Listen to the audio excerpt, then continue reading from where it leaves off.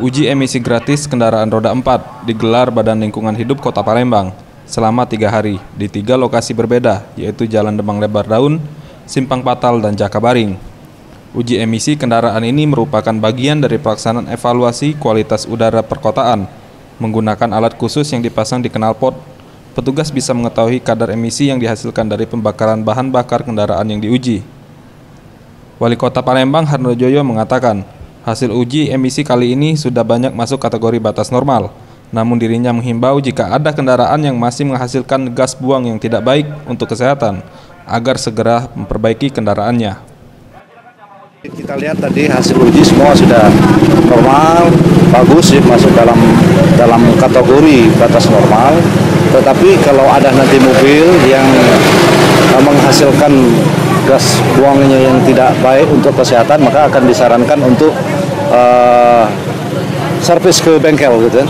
Kita sarankan untuk servis ke bengkel.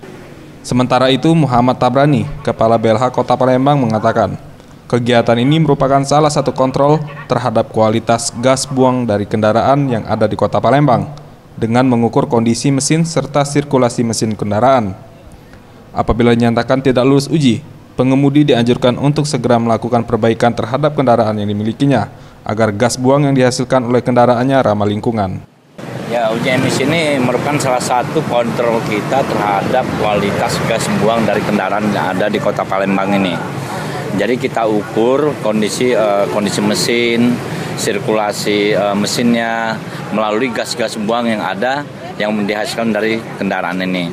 Karena ini sangat berpengaruh terhadap kualitas udara, salah satu kualitas udara termasuk gas rumah kaca. Karena ini kan yang dihasilkan gas CO2 sama CO, jadi monoksida dan karbon dioksida. Septian Rizky, Sriwijaya TV.